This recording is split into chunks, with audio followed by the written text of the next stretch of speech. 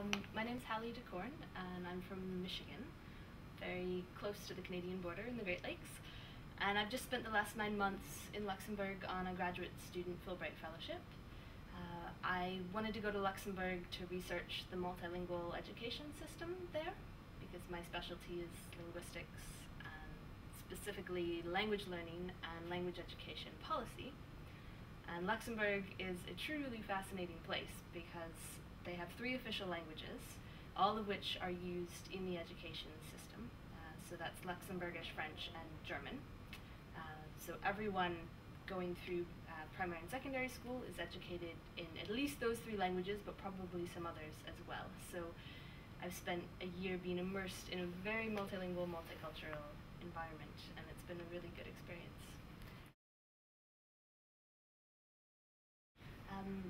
Well, I've always been very interested in other cultures and other languages and opportunities to travel and to study abroad. And I found some other opportunities in my undergraduate years. I studied in the UK, and during my master's I studied in Canada. I was very excited when I looked into the Fullbright program the first time. I had a friend whose older sister did a Fulbright and said, "No, you don't have to be an absolute genius to do this.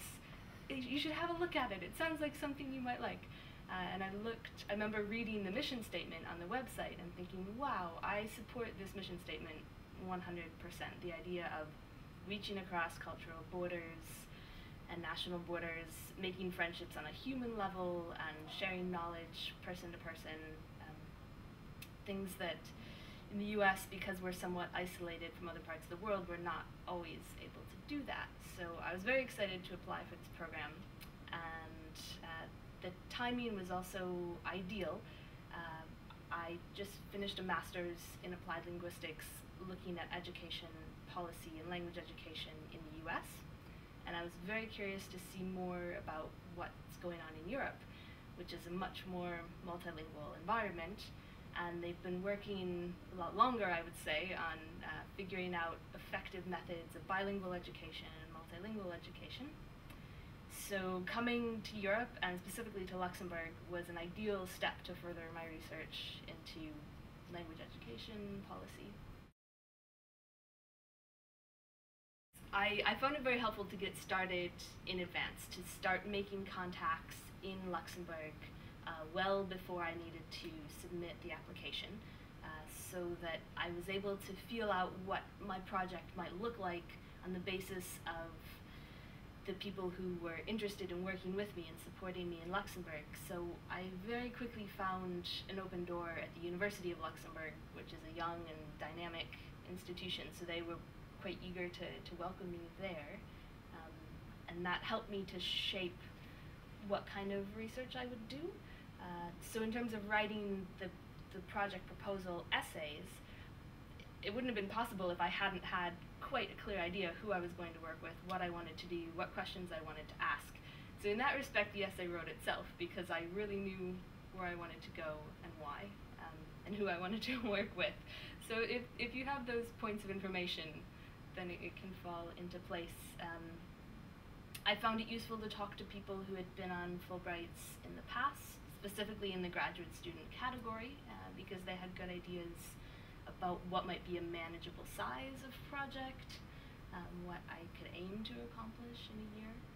Okay. I didn't have an interview because I applied as an at-large applicant, because I was not at a US university at the time I was applying. I was not sure what my chances of acceptance would be. I thought perhaps you need to be within the system and have an interview and all of these things. But you can apply as an at-large applicant, and it turns out if your proposal is good, I guess it can work. So that would be another piece of advice, to definitely give it a try, because the experience is amazing if you're able to get the fellowship. The timeline leading up to departure went very quickly. I was notified, I believe, in April of the final acceptance. Actually, that's true. The notification came on my birthday, so it was very good news.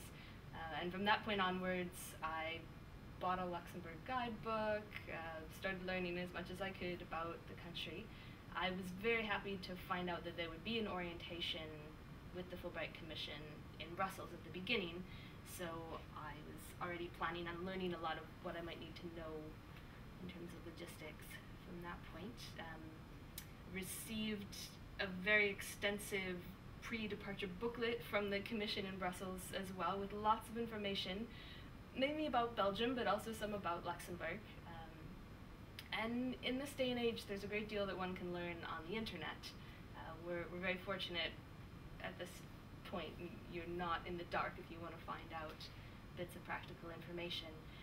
The visa process for entering Luxembourg was a bit of a challenge because they hadn't had any Fulbright fellows in, I don't think it had been quite a decade, but it had been quite a while since they had had any Fulbright fellows, so they weren't quite sure what to do with me and where to put me, but many emails and phone calls and lots of patience later, it all fell into place in the end.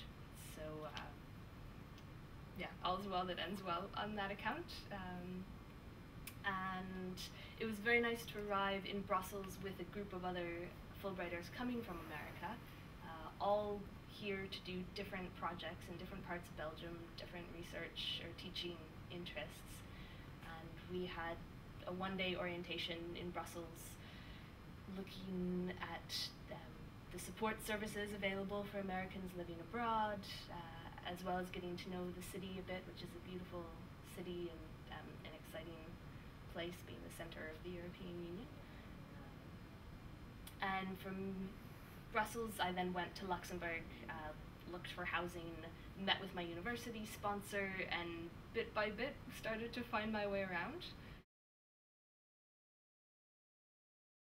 In the autumn semester, I took some classes in a master's program, one of the trilingual programs that the university offers. The University of Luxembourg functions in English, German, and French equally, basically. And I was also invited to help teach in the English program, although that wasn't initially part of my fellowship, because my focus is on education and I wanted to participate as much as possible in a multilingual education environment. I accepted that offer and was helped teach in the English bachelor's program. And then I also started setting up contacts to visit Luxembourgish schools, so elementary and secondary schools throughout the country.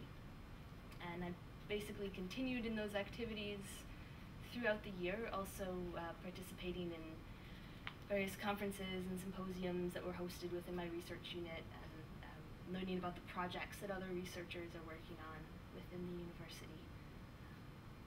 And I found it to be very surprisingly dynamic for such a small, young university. They're very committed to growing the university, to being a center of excellence for multilingual education, and to attracting researchers and students and professors from around the world. It's a very diverse academic community there.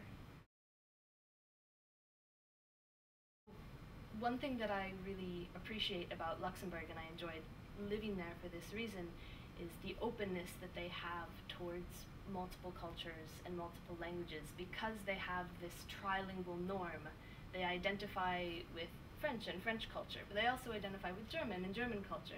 And they also have their own Luxembourgish language and Luxembourgish culture that they're very proud of, and there's a strong identity there as well, which is fascinating to discover the history and ongoing development there.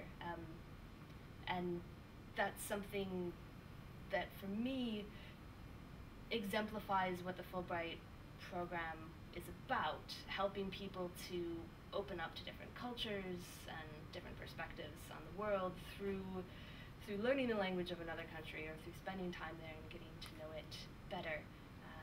So for me, it's been great to live in an environment where the norm is to be open to multiple languages and multiple cultures, and to see that that's possible and that can work within an education system even.